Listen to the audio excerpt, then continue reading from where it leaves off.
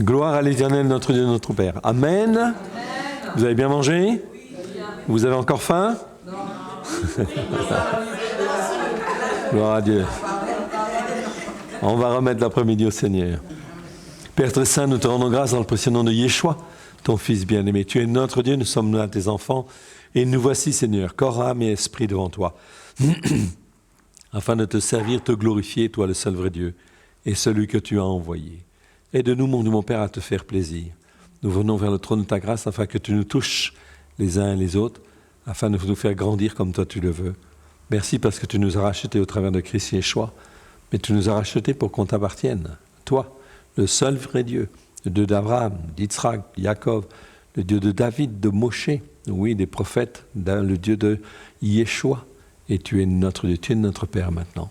Que ton nom soit glorifié dans nos cœurs, dans nos vies, à la gloire de ton Saint-Nom. Merci Père. Merci Yeshua. Merci Saint-Esprit. Amen. Bien, première remarque de l'introduction de ce matin, donc estimation de la communauté des Nazoréens, donc des croyants en fait en Yeshua au 1er siècle et notamment en fait à Jérusalem, à Yerushalayim, ok. Eh bien en fait ils étaient appelés, ok, ils étaient environ 30 à 40 000 membres. Imaginez en fin de compte une assemblée de 30 à 40 000 membres, c'est énorme, ok. Donc, je vous donnerai les références demain, vous verrez bien aussi. Dans toutes les premières années qui suivirent sa première venue. Première remarque donc ici, tous sont enseignés pour être des consacrés, consacrants, comme on l'a vu ce matin. Okay? Donc sur les racines hébraïques de la foi, okay, à la lumière de Yeshua. C'est-à-dire sur la Torah, les prophètes, les psaumes, à la lumière de Yeshua. Ça c'est la première remarque très importante. Deuxième remarque très importante, c'est celle-ci. Lorsque Yeshua est mort, okay, il est ressuscité 3 jours et 3 nuits en fait après, okay, et il va rester avec ses disciples, okay, pendant 40 jours. Okay. Il va rassembler les 12. Et qu'est-ce qu'il va faire après la résurrection? Regardez bien. C'est écrit dans Luc 24, versets 19 à 20. Le lendemain, d'abord en fait contre les disciples d'Emmaüs, et puis ses propres disciples. Okay. Voyons ce qu'il va faire. Le lendemain de la résurrection, sur le chemin d'Emmaüs, Yeshua rejoint 2 de ses disciples qui, dans un premier temps, ne le reconnaissent pas. Nous sommes dans Luc 24, ici. Ils lui répondirent. Okay. Ce qui est arrivé au sujet de Yeshua, non pas Yeshua de Nazareth non plus, Yeshua le Nazoréen, en fait, ici. Donc, ils savent très bien ce que c'est qu'un Nazoréen, qui était un prophète puissant en œuvre et en parole, devant Dieu. Dieu, ici, c'est A Elohim, et devant tout le peuple. Donc, ce n'est pas Elohim tout court, Elohim, ça veut dire Dieu, bien sûr, okay. Et quand le Saint-Esprit met un article devant, H-A, ça veut dire le seul Dieu unique et vrai. Cette expression existe 374 fois dans la première alliance, la Torah, les prophètes et les psaumes, comme je vous l'ai dit ce matin. Okay. Nous avons vérifié tous les versets. Okay. Donc, on sait exactement où ils se trouvent. Et on s'aperçoit que quand on croit en fait au seul Dieu unique et vrai, à Elohim, eh bien, à ce moment-là, on écarte en fait tout le reste. J'en profite 30 secondes justement pour vous montrer là où il apparaît la première fois. La première fois où ce mot à Elohim apparaît, okay, c'est dans Genèse, chapitre 5, avec en fait Enoch. Okay. Enoch, âgé de 65 ans, okay, engendra Métouchéla. Enoch, après la naissance de Métouchéla, marcha avec Dieu 300 ans. C'est bien ce qui est écrit dans la seconde, hein? On est bien d'accord? Donc il marcha avec Dieu. Ici, en fait, en hébreu, il marcha avec A Elohim, le seul Dieu unique et vrai, 300 ans. Et il engendra des fils et des filles. Tous les jours d'Enoch furent de 365 ans. Enoch marcha avec Dieu. Ici, ce n'est pas Dieu en réalité, c'est A Elohim, c'est-à-dire le seul Dieu unique et vrai. En hébreu, c'est le mot Elohim avec l'article devant. C'est la deuxième fois. Puis il ne fut plus parce que Dieu le prit. Amen.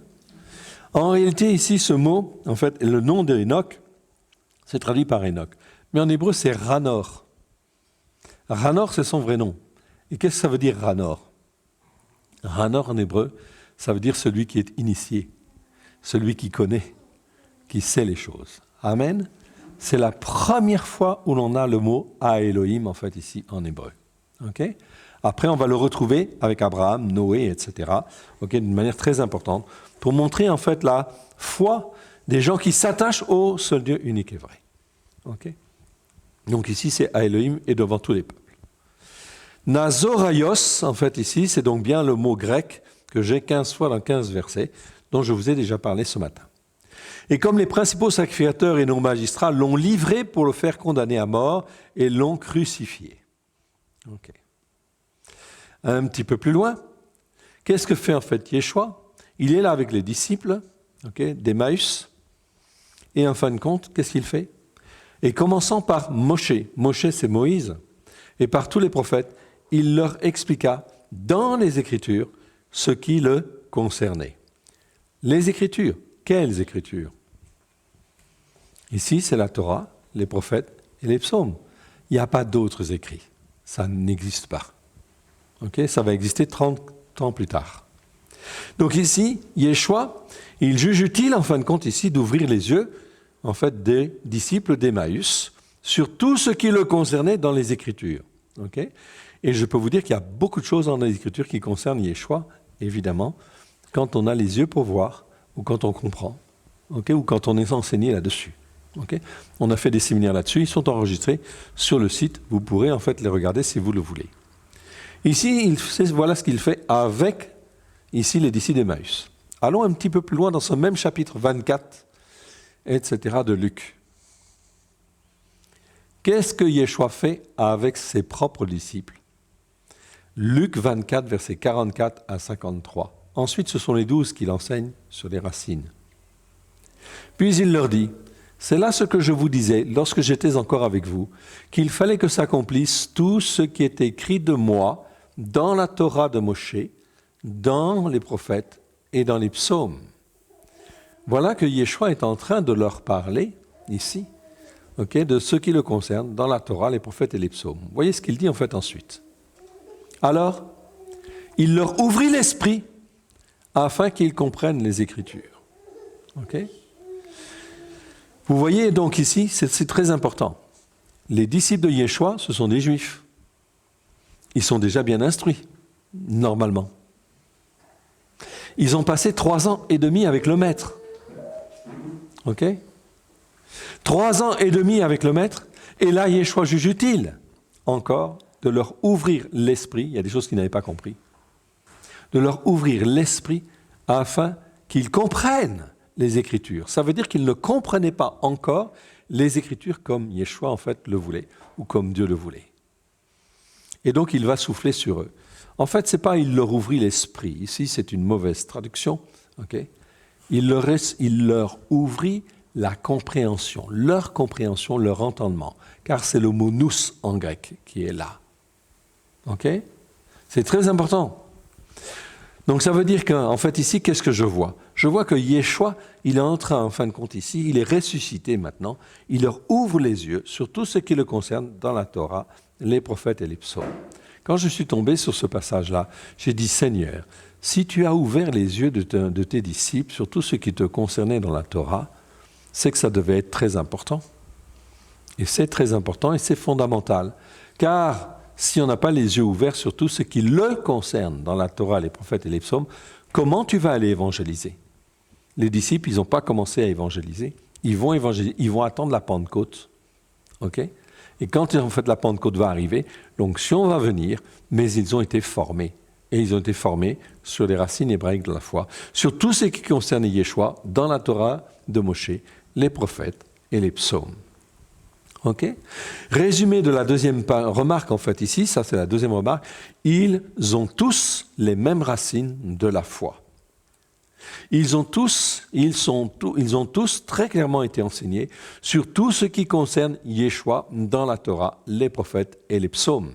Et ceci est très important, car quand on fait ces séminaires, on s'aperçoit de quoi?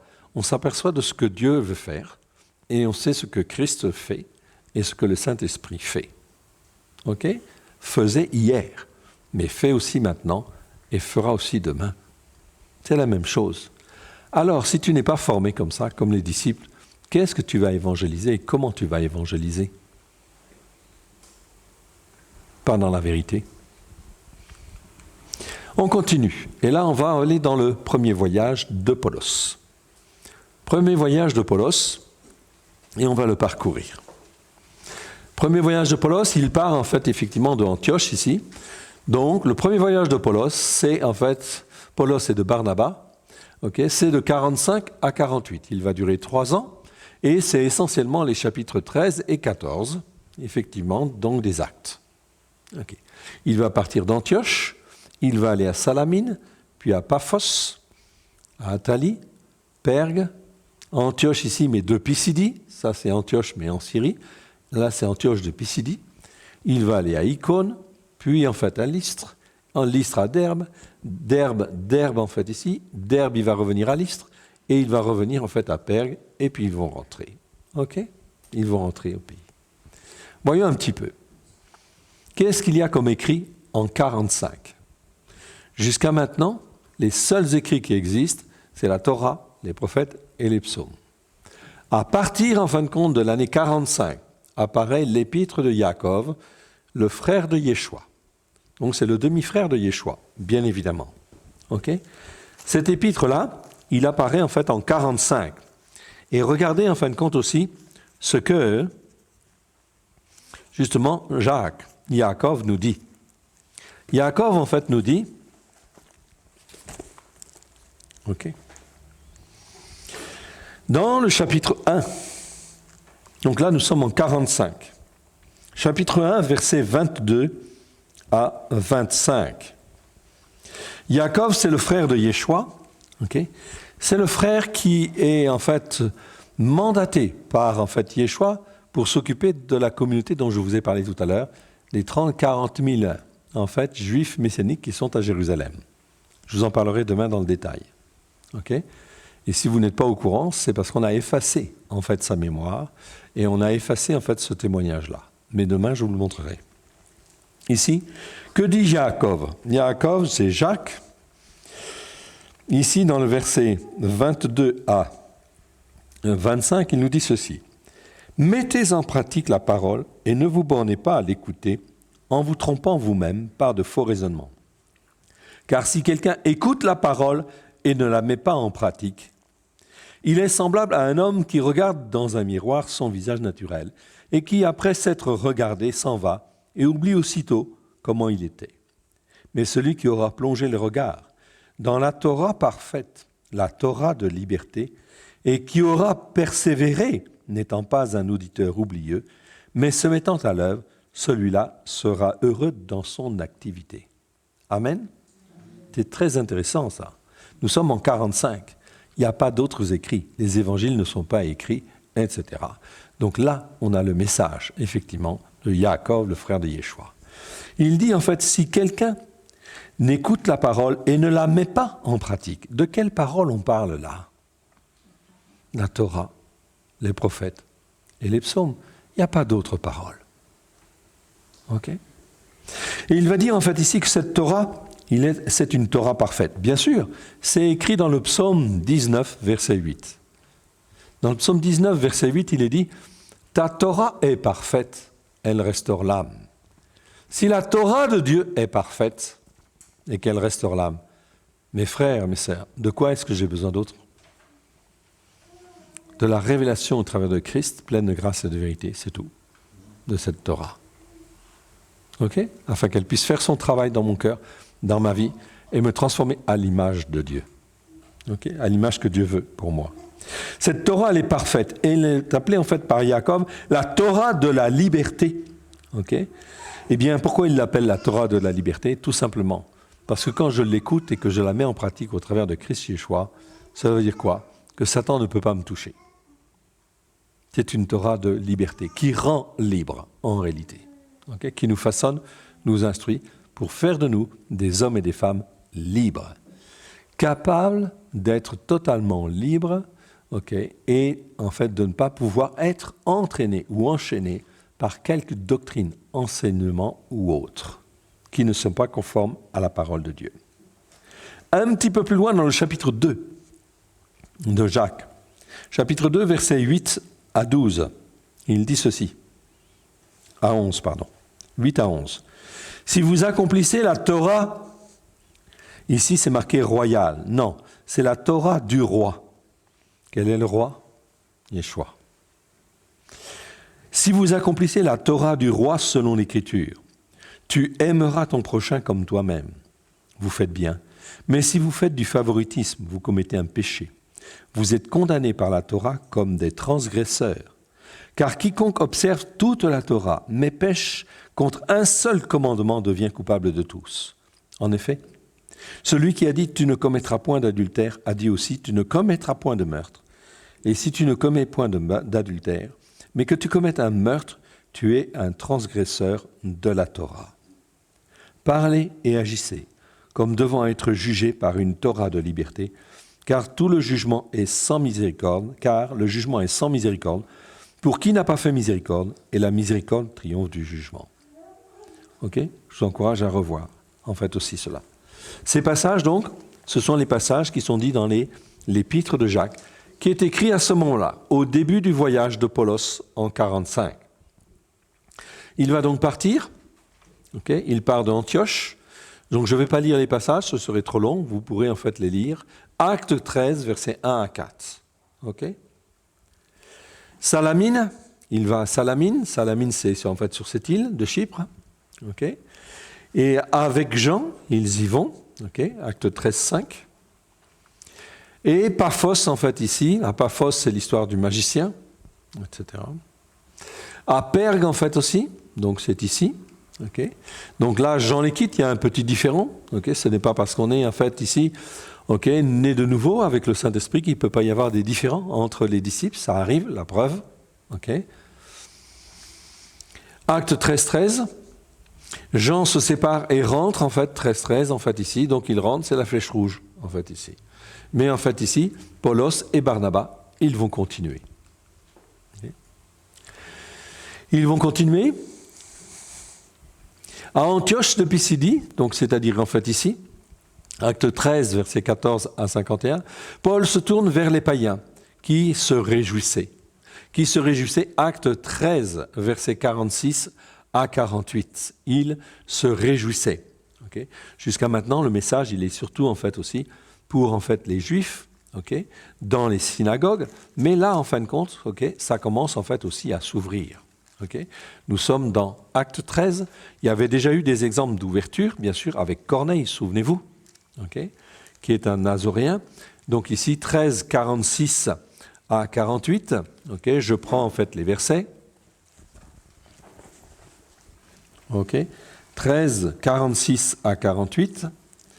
Paul et Barnabas leur dirent, avec assurance, c'est à vous, premièrement, que la parole de Dieu devait être annoncée. Mais puisque vous la repoussez, et puisque vous vous jugez vous-même indigne de la vie éternelle, voici, nous nous tournons vers les païens. En fait, ce n'est pas les païens. Le mot, en fait, en grec, c'est ethnos, c'est-à-dire vers les nations, ici. Okay. Car ainsi nous l'a ordonné le Seigneur, je t'ai établi pour être la lumière des nations, pour porter le salut jusqu'aux extrémités de la terre.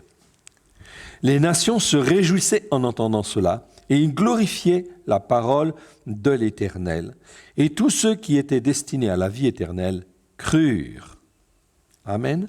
La parole de l'Éternel se répandait dans tout le pays, etc. Donc on voit en fait ici, très bien, quelle parole en fait était-il enseigné en fait ici? Eh bien en fait la parole qui était enseignée, c'est la Torah, les prophètes et les psaumes. Il n'y avait pas d'autres évangiles, ça n'existe pas. Les évangiles n'existent pas, la Brit Hadasha, l'Alliance renouvelée, n'existe pas.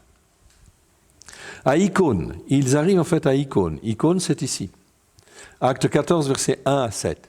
Une grande multitude de Juifs et de Grecs, c'est-à-dire des gens des nations, crurent, et la parole annoncée entraîna à l'hostilité des Juifs traditionnels et des païens non convertis, c'est-à-dire des gens des nations non convertis en fait ici.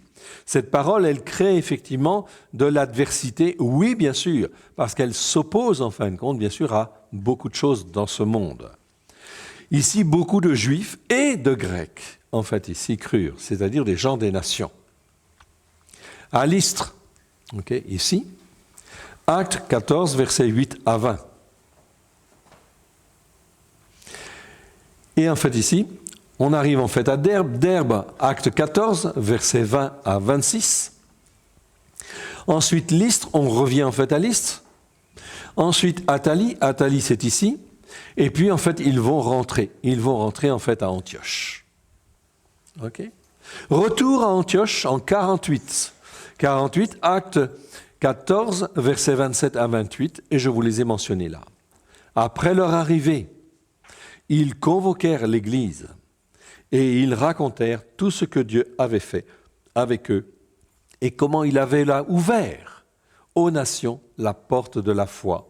Et ils demeurèrent assez longtemps avec les disciples. Donc nous voyons en fait ici, après ce premier voyage, ici, il y a un rapport en fait qui est fait ici.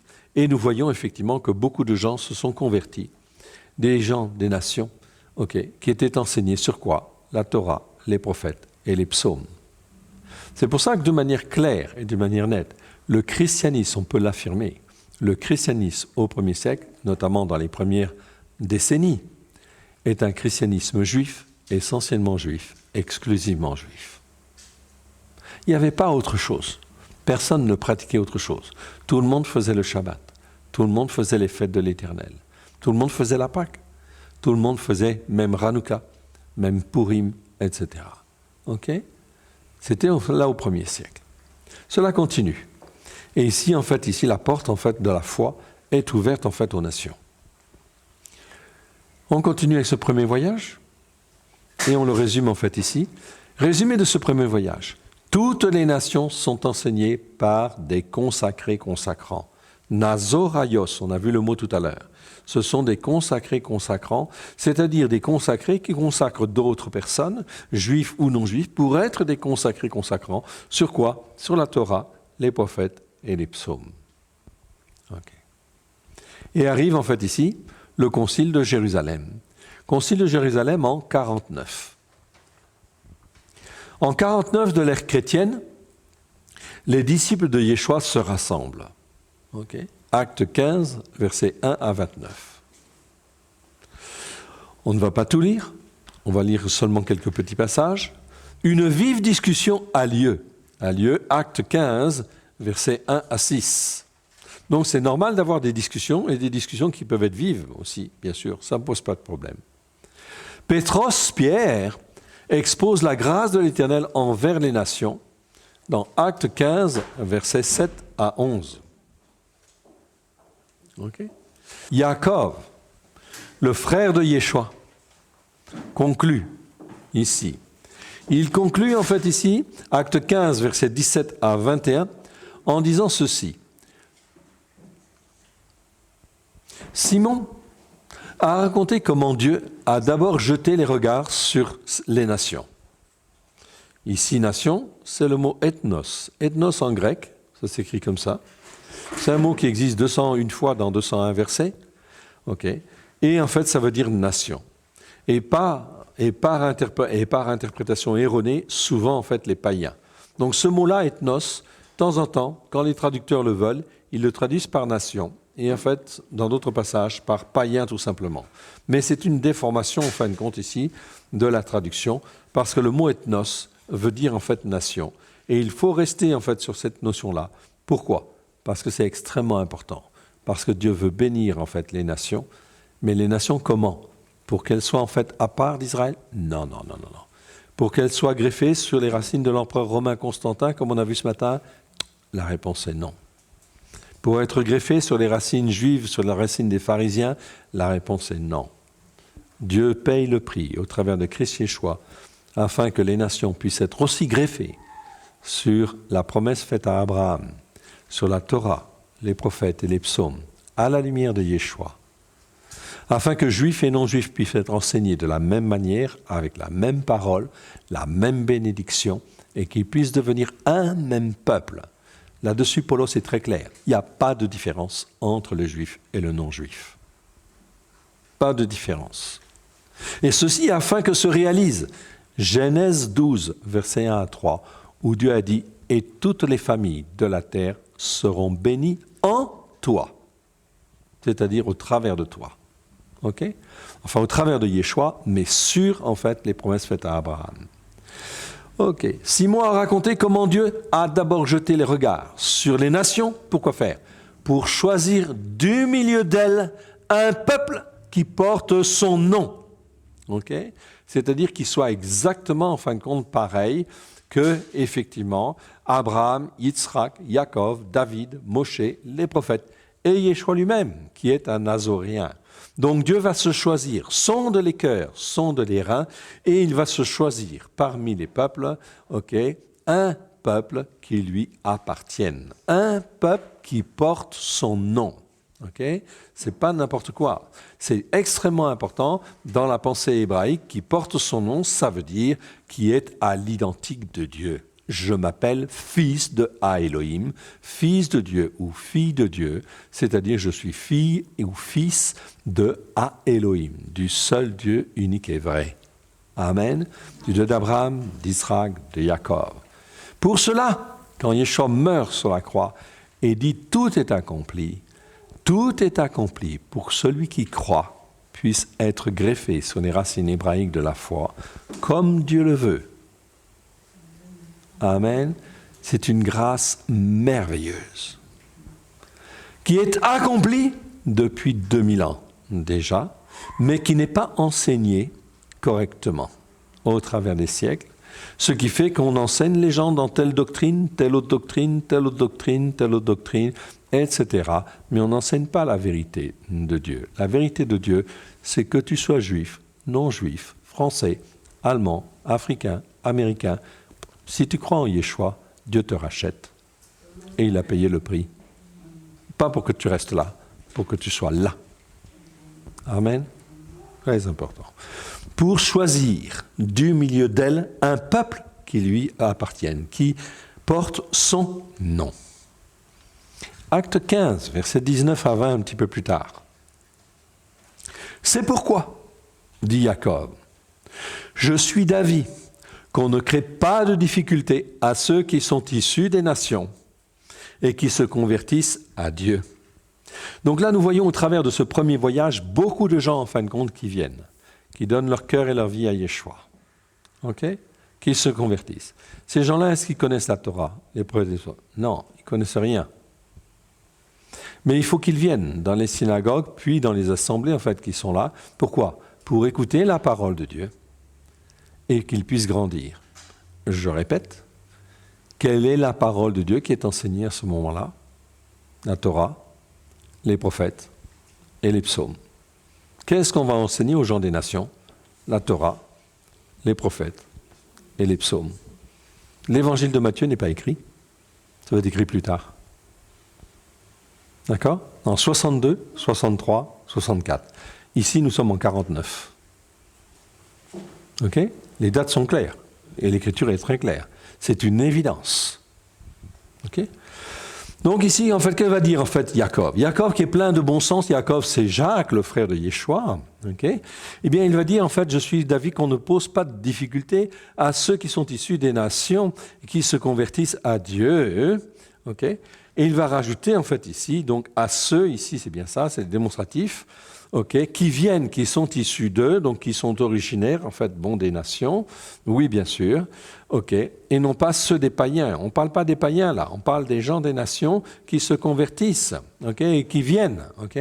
Donc il faut s'en occuper, il faut les éduquer, il faut les former, il faut les instruire, ok. Et on ne connaît pas la Torah comme ça. Quand tu donnes ton cœur et ta vie à Yeshua, est-ce que tu connais la Torah tout de suite? Non. Il faut du temps. Il y a des priorités. La priorité, c'est que tu saches que Christ a tout accompli et que tout a été fait pour toi. Mais maintenant, il faut t'instruire, il faut te façonner, afin que tu deviennes le peuple de Dieu. Amen. Comme les enfants d'Israël, lorsqu'ils sont sortis de l'Égypte. Ils marchaient à un rocher qui les suivait. Et ce rocher était Christ. Ok ? Je prends le verset quand même. Ok. Donc ça se trouve dans... Qui est-ce qui s'en souvient?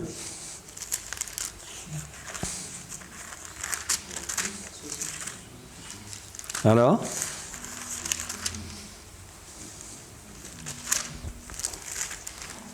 « 1 Corinthiens 10. Allez, on va le lire. « Frères, Je ne veux pas que vous ignoriez que nos pères ont tous, donc, Paulos, il est en train de parler, Paulos c'est Paul, il est en train de parler aux Corinthiens. D'accord ? 1 Corinthiens chapitre 10, versets 1 à 4. Frères, je ne veux pas que vous ignoriez que nos pères ont tous été sous la nuée, qu'ils ont tous passé au travers de la mer, qu'ils ont tous été baptisés en Moshé dans la nuée, et dans la mer, qu'ils ont tous mangé un même aliment spirituel et qu'ils ont tous bu le même breuvage spirituel, car ils buvaient un rocher spirituel qui les suivait, et ce rocher était Christ. Amen. C'est pas moi qui le dis, c'est écrit là. Donc ici, Paulos, il est en train de rappeler aux Corinthiens que lorsque les enfants d'Israël sont sortis de l'Égypte, ils étaient combien à sortir de l'Égypte ? Ils étaient 3 à 5 millions de personnes. 600 000 hommes, et vous comptez, 4-5 personnes par famille au moins, et c'est peu parce que les Juifs sont très prolixes. Eh bien, ça veut dire qu'ils étaient au moins 3 à 5 millions de personnes à sortir de l'Égypte. Ils marchaient un rocher qui les suivait, qui était Christ. C'est l'Écriture qui le dit. Et en fait, quand ils sont sortis en fin de compte de l'Égypte, c'était vers les années moins 1450. Avant que Christ ne soit venu physiquement en chair, Christ existait. Et là, les enfants d'Israël, ils marchaient un rocher qui les suivait, qui était Christ. Amen. Ils marchaient avec ce rocher, et en fait, ce rocher, Christ, en fait, les emmène où ? Ils sortent de l'Égypte, c'est la Pâque. Ils vont aller dans le désert, et après, ils vont aller au mont Sinaï. Pour recevoir quoi ? La Torah. Ça veut dire que le rocher qui les suivait, Christ, ils ont Christ. Ils marchent un rocher qui les suit, et en fait, il les emmène au mont Sinaï, afin que Dieu, l'éternel Dieu, puisse leur donner la Torah, afin qu'ils puissent comprendre ce qui est péché, ce qui est transgression, ce qui est iniquité. Car ce n'est pas parce que tu donnes ton cœur et ta vie à Yeshua que tu sais ce que c'est qu'un péché, une transgression, une iniquité. Donc il faut que tu apprennes. Si tu n'apprends pas, comment tu vas grandir ? Voilà pourquoi Dieu est bon. Et en fait, au mont Sinaï, il a donné la Torah. Il a donné la Torah, non seulement aux Juifs, mais à toutes les nations du monde, afin qu'elles puissent être instruites dans ce qui est péché, transgression et iniquité. Et quand je me rends compte que ceci est péché, ceci est transgression, ceci est iniquité, eh bien, en fin de compte, je m'agenouille, je demande pardon, en fait, à Dieu. Pardon, parce que je ne savais pas que ça, c'était un péché. Ça, c'était une transgression, ça, c'est, en fait, une iniquité, etc. Eh bien, Seigneur, merci, parce que le prix a été payé au travers de Christ. Oui, je le comprends. Je comprends tout le sacrifice de Christ. Mais maintenant, parce que je le comprends, eh bien, je ne le fais plus, etc. Je ne suis plus sous la condamnation de la Torah. Amen, très important. Erreur de traduction fondamentale. Dans Romains, chapitre 6. Je souligne au passage. Romains, chapitre 6. Je lis ici dans le texte. « Car le péché n'aura point de pouvoir sur vous, puisque vous êtes non sous la loi, mais sous la grâce. » Mais comment on peut traduire comme ça ? Je suis désolé. On oppose la loi et la grâce. Ça veut dire quoi ? Ça veut dire qu'en fait, tous les croyants, la plupart du temps, ils disent « Moi, je suis sous la grâce, je n'ai pas besoin de la loi. » Et puis, c'est réglé. D'accord ? Ça, c'est l'interprétation gréco-romaine. Ici, sur la pensée, en fait, gréco-romaine, sur Constantin, etc., je suis éduqué dans le modèle gréco-romain. Cela veut dire quoi ? Ça veut dire on oppose la loi et la grâce. Et en fait, comme on oppose la loi et la grâce, tu es sous quoi ? La grâce ou la loi ? Et en fait, résultat des courses, c'est la Torah ou la grâce. Mais la grâce, ça veut dire que tu peux faire ce que tu veux. Non, tu n'as pas le droit de faire ce que tu veux. Je suis désolé. Tu es un pécheur, tu donnes ta vie à Yeshua, c'est bien. Et ce n'est pas parce que tu donnes ta vie à Yeshua, tu es sous la grâce, on est d'accord. Mais si tu as ton permis de conduire, je prends un exemple, c'est une loi. Ce n'est pas parce que tu es sous la grâce que tu dois brûler le feu rouge, ou que tu dois brûler le stop, ou que tu dois brûler la ligne jaune, etc. Enfin, dépasser la ligne jaune, etc. Si tu ne respectes pas la loi, même si tu es sous la grâce, eh ben, ça va risquer gros. Eh bien là, c'est exactement pareil, en réalité. Je prends cet exemple pour que tout le monde comprenne. Okay, c'est très clair. Donc, Dieu veut nous enseigner. Il ne veut pas que nous restions là, en fait, dans une superficialité de la foi. Okay? Ce verset-là, comment il est traduit, c'est une erreur. On ne devrait jamais traduire cela, quand on comprend bien le message sur les racines hébraïques de la foi, okay, je ne devrais jamais traduire, puisque vous êtes non sous la loi, mais sous la grâce, mais on devrait traduire, nous ne sommes plus sous la condamnation de la loi, mais sous la grâce. Ainsi, quand je vais étudier la Torah, elle va m'apprendre ce qui est péché, transgression et iniquité, et je veux dire, Seigneur, ah oui, merci, tu m'instruis, tu me façonnes, tu me formes. Okay? Ainsi, j'évite maintenant de pécher, j'évite de faire des transgressions, j'évite tout ce qui entraîne, tout ce qui est iniquité, et ça va me permettre de grandir, d'être un peu plus mature spirituellement, d'être formé, façonné. C'est pour ça que Dieu dit, la Torah, elle est parfaite. Psaume 19, verset 8. Ta Torah est parfaite, elle restaure l'âme. Donc si la parole de Dieu, la Torah, elle restaure l'âme, de quoi est-ce que j'ai besoin d'autre? Rien d'autre, si ce n'est que le sacrifice de Yeshua pour me révéler cette Torah pleine de grâce et de vérité dans mon cœur et dans ma vie. Okay? Donc les enfants d'Israël, ils vont en fait au mont Sinaï, ils reçoivent la Torah afin d'être instruits, façonnés, etc., formés. Qu'est-ce qu'ils ont fait, les enfants d'Israël? Ils n'ont pas arrêté de se rebeller dans le désert. Okay? Ils n'ont pas arrêté de se rebeller dans le désert. Et puis quand ils arrivent en fait près du pays de la promesse, okay, ils ont passé 2 ans dans le désert, pratiquement, presque 2 ans. Okay, Dieu leur dit, allez dans le pays de la promesse. Il envoie 12 explorateurs. Sur les 12 explorateurs, 10 décrit le pays. Okay? Et il décrit tellement le pays que le peuple ne veut plus en fait avancer, ne veut pas aller vers le pays de la promesse et ne veut plus marcher par la foi. Okay? Résultat des courses, Dieu se met en colère. Et il dit, vous allez rester 40 ans dans le désert, 38 ans supplémentaires, jusqu'à ce que la nouvelle génération enfin, puisse être là, et que c'est cette nouvelle génération-là qui va rentrer dans le pays de la promesse.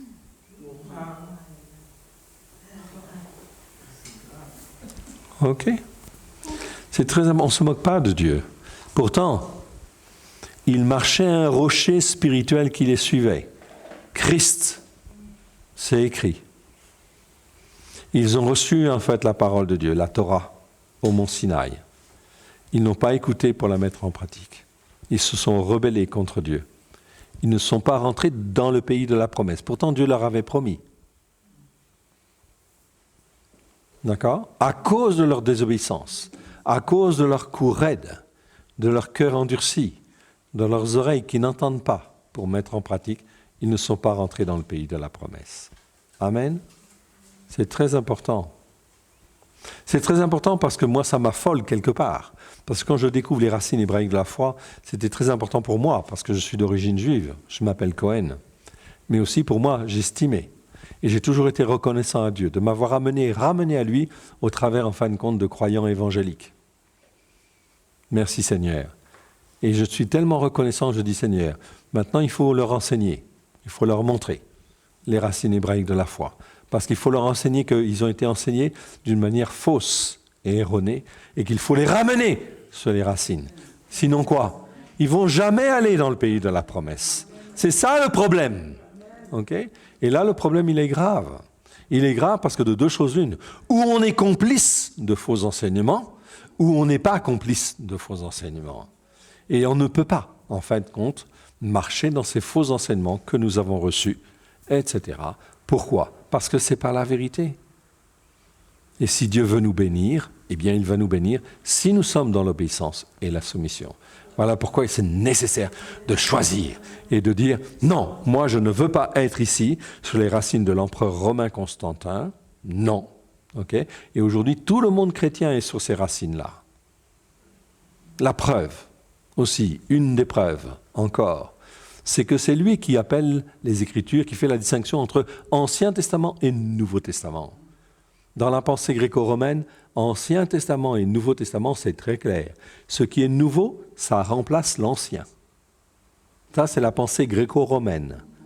Okay? Et la plupart du temps, vous le voyez aussi dans un certain nombre d'assemblées, l'Ancien Testament, on ne regarde pas. On dit ça, c'est l'histoire pour les Juifs. Okay? Et on ne veut pas y aller. Okay? Et on ne garde que le Nouveau Testament. Mais le Nouveau Testament sans l'Ancien Testament, ça ne vaut rien. Il n'y a pas les racines. Okay? C'est ça le gros problème. Donc la pensée gréco-romaine, Ancien Testament, Nouveau Testament, donc ces appellations, c'est l'empereur romain Constantin qui les a mis en place. Et aujourd'hui, dans l'Église d'une manière générale, en fait, on parle de l'Ancien Testament, Nouveau Testament, etc. Ce sont des appellations de l'empereur romain Constantin. Ça n'existait pas ni au 1er siècle, ni au 2e siècle, ni au 3e siècle. Ok ? Dans la pensée hébraïque, quand je dis nouveau, ok ? Le sens de nouveau, nouveau, ça ne veut jamais dire qu'il annule et remplace l'ancien. Dans la pensée hébraïque, nouveau, ça veut dire qu'il vient pour accomplir, pour parfaire, pour réaliser pleinement. Amen. C'est différent. Voilà pourquoi l'importance de découvrir les racines hébraïques de la foi, car la manière de penser n'est pas la même. Je reviens en fait ici, le monde chrétien d'une manière générale, catholiques, protestants et évangéliques, aujourd'hui, sont-ils, en fin de compte, en fait, proches du message de Yeshua? La réponse est non. On est sur la théologie du remplacement de l'empereur romain Constantin. La preuve, vous faites tous le culte le dimanche. Qui a imposé le dimanche? Constantin. Pas Yeshua. Qui, en fait Noël? C'est Constantin. Qui ne fait pas les autres fêtes, etc., les fêtes des trompettes, Kippour, Hanouka, les Juifs le faisaient. Mais Constantin, lui, supprime. Il supprime tout ça. Ok ? C'est lui qui supprime. Or, aujourd'hui, tout le monde, dit chrétien, d'une manière générale, à quelques exceptions près, tout le monde fait les fêtes de Constantin. Tout le monde est sur les racines de l'empereur romain Constantin. C'est tellement rentré dans la théologie, dans la tête, ça devient normal. Ok ? Et si tu fais pas Noël, tu vas te faire assassiner presque. Mais il faut tenir ferme. Il faut dire, Seigneur, moi je veux venir sur les racines hébraïques de la foi et je veux faire ta volonté. Je veux faire tes fêtes à toi, les fêtes de l'Éternel, et non pas les fêtes de Constantin. Qu'est-ce que l'on a à faire à célébrer les fêtes de Constantin? Rien du tout. Ok? On n'est pas obligé, en fin de compte, de respecter ce qu'un homme a dit sur la terre, etc. Et il a changé le message de Yeshua. C'est très important. C'est le péché de Jéroboam. Car la désobéissance à la Torah, entraîne toujours des malédictions. Ok? Deutéronome, je vous donne le verset, comme ça vous l'aurez. Deutéronome 27, verset 26. Je lis ici. « Maudit soit celui qui n'accomplit point les paroles de cette Torah et qui ne la met point en pratique. » Et tout le peuple dira « Amen ». Ok? Le fait de ne pas obéir à Dieu, de ne pas écouter la Torah, ça entraîne des malédictions. C'est une chose. Mais quand les malédictions perdurent pendant plusieurs générations, qu'est-ce que cela entraîne? Cela entraîne quoi? Ça entraîne que la puissance de Jézabel, elle intervient. Et quand vous voyez, en fin de compte, ici, le péché de Jéroboam, au bout de quelques générations, si la désobéissance à la Torah intervient, c'est Jézabel qui est l'épouse du roi Achab, qui a à sa disposition 450 prophètes de Baal et 400 prophètes d'Astarté, pour pouvoir, en fin de compte, entraîner la pollution spirituelle dans tout le peuple. Okay? C'est la puissance de Jézabel, elle a le droit d'agir. Pourquoi? Parce qu'on est dans la désobéissance à la Torah. Cela veut dire quoi? Et ça, c'est très important. Cela veut dire qu'en fin de compte, le Saint-Esprit, au bout d'un certain temps, à cause de la désobéissance à la Torah, se retire. Et ce n'est plus l'onction du Saint-Esprit qui agit. C'est en fait des esprits mauvais qui agissent. et qui entraîne pour lier les gens et les maintenir dans en fait une doctrine erronée afin de les retenir captifs et de les entraîner dans des voies d'égarement. Mes frères et sœurs, c'est très grave. Vous croyez que dans le Nouveau Testament, il n'y a pas ça? Ok? Et vous croyez que tout le monde il est beau, tout le monde il est gentil? Je prends en fait 2 Thessaloniciens ici. Ça me vient à l'esprit, je le prends. Ok? 2 Thessaloniciens. Chapitre 2.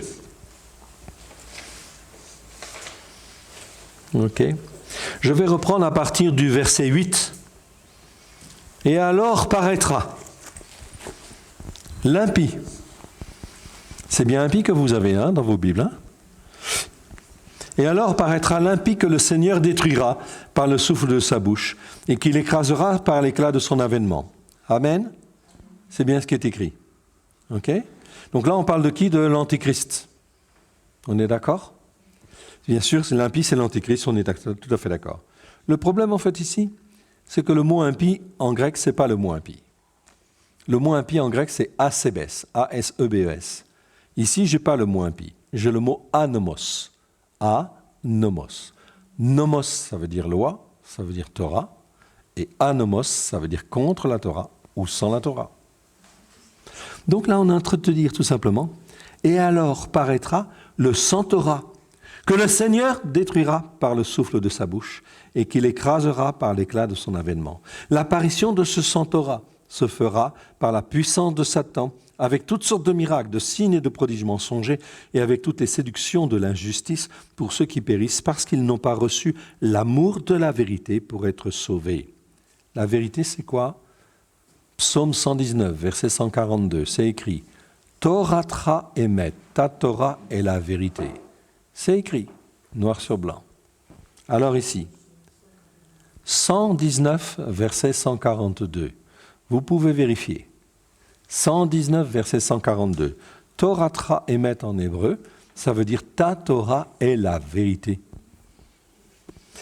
Alors, que fait Dieu ici? Verset 11.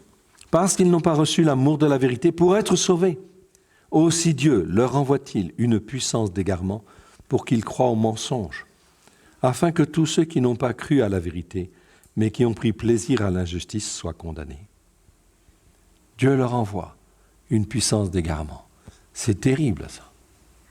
Quand je vois ça, je suis en fait non pas effrayé, mais je me dis, mais il était temps de se lever et de parler de la vérité, de dénoncer les mensonges, ok, et de dire en fin de compte, ok, eh bien il faut enseigner en fait les bonnes choses, et qu'il est temps, parce qu'en fait vous avez beaucoup de gens qui sont enseignés de travers, et que en fait étant enseignés de travers, eh bien ça ne va pas le faire. Ça veut dire que ces gens-là, ils vont être entraînés à droite et à gauche par toutes sortes de vents de doctrines, de fausses doctrines qui vont venir, parce que je vous prie de croire que ça va en fait drôlement secouer dans les prochains mois et les prochaines années, et que vous allez avoir des vents de doctrines, c'est-à-dire en fin de compte des doctrines, des fausses doctrines, qui vont se répandre à une vitesse vous ne pouvez pas imaginer. Et comment vous allez discerner la vérité là-dedans? Qu'est-ce qui est bon à prendre, qu'est-ce qui n'est pas bon à prendre? C'est impossible à discerner. La seule manière de discerner, c'est d'être ici, sur les racines hébraïques de la foi, sur la Torah, les prophètes et les psaumes, à la lumière de Yeshua, pleine de grâce et de vérité, afin de pouvoir dire la vérité et que les autres puissent entendre, s'ils peuvent entendre, se repentir et revenir vers l'Éternel, afin qu'ils puissent les former, les façonner, et que leur maison puisse être solide. Souvenez-vous, la maison construite sur le sable, dont Yeshua parle. Ok? Celui qui a la maison qui tient bien, c'est celui qui a creusé, etc., sur les fondements. Le vent est venu, la tempête est venue, les inondations sont venues, mais la maison, elle a résisté. Amen. Comment, en fait, on peut résister dans les temps qui viennent si on n'est pas instruit comme il faut? Ça, c'est clair. Ok? Alors, il est temps de se réveiller et de se mettre au travail. Amen. C'est pour ça que Dieu, qu'est-ce qu'il fait? Eh bien, il cherche des cœurs. Il voit tout cela. Son plan, en fin de compte, est déterminé, évidemment. Mais Dieu, notre Dieu, le Dieu d'Israël, le Dieu d'Abraham, d'Israël, de Jacob, il s'appelle El Shaddai. C'est celui qui veut donner la vie. Amen. Qui veut ressusciter, qui veut en fin de compte restaurer, qui veut rétablir, etc. Oui. Ça c'est dans le plan de Dieu, c'est Dieu lui-même. Et il cherche qui? Il cherche des cœurs, des hommes et des femmes qui ont un cœur pour s'attacher à lui, qui veulent s'attacher à lui et qui veulent le servir de tout leur cœur, de toute leur force. Amen. C'est très important. Donc ici, les gens qui viennent en fait aux nations, qu'on ne fasse pas de difficultés à ceux des nations, est-ce qu'ils sont capables de comprendre tout de suite, quand ils donnent leur cœur et leur vie à Yeshua, le plan en fin de compte de Dieu? Non. Donc il ne faut pas leur faire de difficultés au départ. L'essentiel, c'est qu'ils comprennent déjà Christ et ensuite qu'ils soient instruits dans la Torah, les prophètes et les psaumes. On est d'accord? Eh oui. Donc c'est pour cela que la première chose que l'on demande, ici, il va le dire, mais qu'on leur écrive de s'abstenir déjà des souillures des idoles, de la débauche, des animaux étouffés et du sang. Ça, c'est en fait non pas une finalité spirituelle, c'est un début. C'est la seule chose qu'on leur demande au début, de s'abstenir du sang, des animaux étouffés, des viandes sacrifiées aux idoles et de la débauche, 4 choses essentielles au départ. Mais c'est un préambule, c'est un départ, mes frères et sœurs. Ce n'est pas une finalité. Vous comprenez ce que je veux dire? Ce n'est pas parce que je suis en Christ que je ne dois me contenter que de ça. Non, ça c'est le début, pour que tu commences à apprendre que ce qui est bon et ce qui n'est pas bon. Si Dieu met ces interdits-là, c'est parce qu'il y a des raisons spirituelles derrière. Le sang, bien sûr, donc pas de sang. Donc interdiction de manger du boudin noir. Si je suis croyant en Jésus, même si ça ne devrait pas se faire. En Yeshua, c'est très clair. Alors, je vais vous raconter une petite histoire. J'étais en Martinique, au mois de décembre. Et là, en fait, une église de 600 personnes. Et le pasteur m'a autorisé, en fin de compte, à enseigner. Et on a enseigné toute la semaine les pasteurs, en fait, sur les racines hébraïques de la foi, pour qu'ils puissent être touchés, etc. Et ils ont vraiment été touchés. Et la responsable m'a dit, moi je veux que tu formes mes pasteurs pour que toutes les brebis puissent être enseignées sur les racines hébraïques de la foi. Une église de 600 personnes, ce n'est pas une porte qui s'est ouverte, c'est un portail. Et quand on a vu ça, on a dit, merci Seigneur. Ta gloire est en train de venir. Amen. Ça, c'est bien. Et on est en train de les former. Et un soir, je parlais justement de ça. J'étais sur ce passage-là. Et en fait, en Martinique, on mange beaucoup de boudin. Eh oui. Beaucoup de cochons, etc. Beaucoup de coquillages. Et à un moment donné, je disais ça, mais ils buvaient les paroles tellement ils avaient soif. Et à un moment donné, ils se mettent tous à éclater de rire. Alors je me suis arrêté, je me dis, mais pourquoi vous riez comme ça? Et en fait, ils m'ont dit, mais c'est parce qu'on n'a pas le droit de manger de porc, on mange plein de porc, on n'a pas le droit de manger de boudin, on en mange plein, on en mange des coquillages, tout ça, on en mange plein, mais qu'est-ce qu'on va manger maintenant? Grand éclat de rire. Mais ils acceptaient. Ils acceptaient, en fait, parce qu'ils comprenaient que c'était ça la vérité. Et il y a même un jeune qui est venu me poser la question, qui s'est levé, et qui m'a dit, mais moi, j'élève un troupeau de porcs, etc. Enfin, un troupeau de porcs. On élève des porcs pour pouvoir les vendre. Et est-ce que je peux les vendre, en fin de compte, aux autres?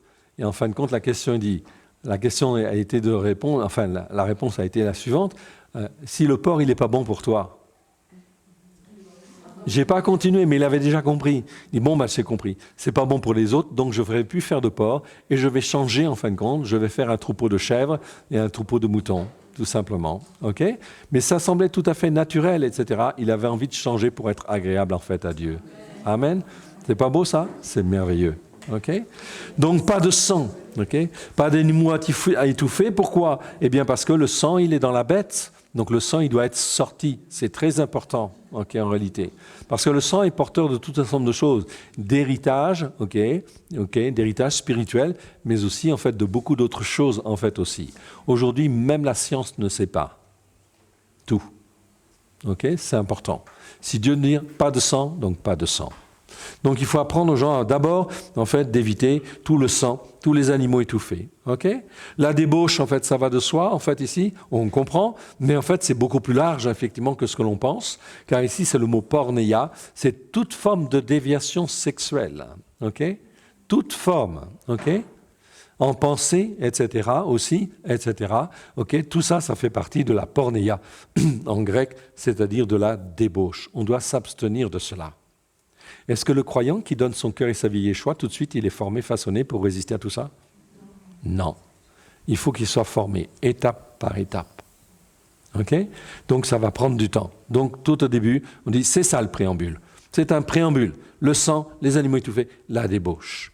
Ok ? Ensuite, s'abstenir des souillures des idoles. Ok ? C'est quoi les souillures des idoles ? C'est tout ce qui est, en fin de compte, offert, en fait, aux idoles, tout simplement. C'est quoi aujourd'hui ? Qu'est-ce qui nous concerne plus particulièrement dans notre pays ? Eh bien, c'est la viande halal. Eh oui, la viande halal. La viande halal, est-ce que c'est de la viande que l'on peut manger ? Non. Pourquoi ? Parce qu'elle est offerte à Allah. Et Allah, dans le Coran, en fait, il est écrit que Allah n'a pas de fils. Allah n'a pas de fils. Mon Dieu, il a un fils, et heureusement qu'il a un fils. Parce que ce fils-là, il s'est offert en sacrifice, ok, pour moi. Et je ne peux pas renier le Christ. Et je ne peux pas renier ce fils-là, qui s'est offert en fait en sacrifice pour moi, pour me sauver. Amen. Donc le Dieu d'Allah, ce n'est pas notre Dieu. Ok, donc il faut faire un petit peu attention. Et ça, c'est de la viande sacrifiée aux idoles. Donc la viande sacrifiée aux idoles, ça veut dire que tu ne dois pas manger en fait de viande halal. Tu vas au supermarché, tu as de plus en plus de viande halal, etc. Tu veux acheter du poulet, ok, c'est marqué halal dessus. Tu dis non, ça je ne prends pas. Ok, donc il faut apprendre. Ok, et ça c'est très important. Pourquoi ? Parce que ça te prend à distinguer ce qui est bien et ce qui est mal. Si concrètement dans la vie tu commences à distinguer ce qui est bien et ce qui est mal, ça veut dire que spirituellement, en fin de compte, tu vas comprendre en fait aussi qu'il y a des choses qui sont bonnes et des choses qui ne sont pas bonnes. Et les choses qui ne sont pas bonnes, eh bien, il faut les laisser de côté. Okay ? Et on apprend en fait comme ça en fait à grandir. Okay ? Dans ce que l'on mange, pas de cochon. Okay ? Pourquoi ? Parce que c'est un animal qui rumine, okay, mais il n'a pas le... Non, il a le sabot. Pardon. Il a le sabot fendu, mais en fait, il ne rumine pas. Donc, il mange de tout. Okay ? Donc, c'est un omnivore. Okay ? Et c'est un animal, en fin de compte, qui est plein de toxines, en fait, aussi. Okay ? Donc, il ne digère pas, en fin de compte. Okay ? Donc, sa viande, la transformation, en fait, de l'aliment en viande. Il y a un livre qui s'appelle « La Bible et la santé ». Ici, c'est un docteur qui a fait, en fait, toute une thèse, sa thèse médicale, justement, sur, en fait, le manger en fin de compte aussi. En fait, toute la Torah, et en fin de compte, il a expliqué qu'il y avait beaucoup de maladies qui n'existaient pas en fin de compte chez le peuple juif. Okay ? Et en fait, il s'était posé la question, comment ça se fait ? Et donc, il a analysé en fait ça, il y a des réponses, etc. Il a des réponses. Et en ce qui concerne en fait le porc, eh bien, ils enseignent en fait très bien, il y a bien des raisons. Parce que la nourriture qui est ingérée par le porc, qui est mangée par le porc, elle est transformée par son organisme et elle devient chair au l'espace de, en fin de compte, 8 à 10 heures. Okay, la transformation en chair. Dans, en fin de compte, tout ce qui est bovin, etc., ce sont des herbivores d'abord, ce n'est pas des omnivores. Donc c'est des herbivores, ils ne mangent que de l'herbe. Et en fait ensuite, la transformation de l'herbe en aliment, en chair, se fait dans un processus de transformation qui se fait dans un temps de 28 à 30 heures. Donc c'est beaucoup mieux digéré, beaucoup mieux préparé. Cela veut dire que la viande, en fin de compte, bovine, est une viande qui est saine pour le corps humain. Etc., etc. Okay ? Tout cela est expliqué. Donc ici, il y a un livre qui s'appelle « La Bible et la santé ». C'est très bien, c'est fait par un docteur. Et c'est un livre, en fin de compte, très intéressant, que tous les pasteurs devraient avoir pour enseigner des bonnes choses à leur peuple. Okay ? Et en fait aussi, en fait, que tous les chefs de famille devraient avoir chez eux pour enseigner, en fin de compte, leurs enfants dans, en fin de compte, les bonnes choses, en fin de compte, de Dieu. Si Dieu a interdit ceci, c'est qu'il y a des raisons. Peut-être on la connaît. Médicalement, on connaît un certain nombre de choses. Okay ? Donc ça, ce sont des réponses. La Bible et la santé, c'est un livre qui est très intéressant. Okay ? Très intéressant. Je vous encourage à le découvrir, en fait, aussi. Okay, donc ici, s'abstenir de toutes sortes de choses, et donc il y a de très bonnes raisons pour lesquelles, en fait, les Juifs, il y a des maladies qui n'existent pas. Donc même les croyants, dits chrétiens, si ce qui n'est pas bon pour les Juifs, eh ben c'est pas bon pour les croyants des nations aussi. Ok? Est-ce qu'ils t'ont dit que la viande de porc, elle n'est pas bonne pour les Juifs, etc. Et alors, elle est bonne pour les nations? Pas plus. Ok? Je vais vous donner... Vous aimez les huîtres? Non? Ok? Vous aimez les huîtres? Très bien. Ok? Est-ce qu'on a le droit de manger? Non. Dans tout ce qui est dans l'eau, uniquement ce qui a des nageoires et des écailles. Nageoires et écailles. Ok? Ça, c'est bon. Les moules, non. Pourquoi? Eh bien, le docteur Klopfenstein a fait des études en laboratoire. Ok? Et les huîtres, ce sont d'excellents animaux. Merci Seigneur pour cette création. Ok? Mais c'est des filtres. Des filtres, ils filtrent l'eau dans la mer. Et en fait, une huître, ça filtre 100 litres d'eau par jour. D'accord? Et ça retient tout ce qui est mauvais. Et en fait, en laboratoire, ils ont testé, en fait, ici, tout ce qui est, en fait, pollution dans l'huître, c'était 700 000 fois plus élevé que dans l'eau ambiante. Maintenant, mes frères et sœurs, si vous avez toujours envie de manger des huîtres ou des moules, c'est pareil, mais ok, eh bien, en fin de compte, c'est votre droit, c'est votre choix. Mais après, si vous êtes malade de ceci ou malade de cela, ok, vous ne pourrez pas dire que Dieu ne vous a pas averti, puisque c'est écrit dans sa parole. C'est ça le problème. Est-ce que je veux écouter et mettre en pratique? Si Dieu met des interdits, c'est pour notre bien. C'est parce qu'il y a des choses qu'on ne sait pas. Et en fin de compte, lui, il sait. Et donc, s'il met des interdits, c'est pour nous garder. Amen. On va faire une petite pause.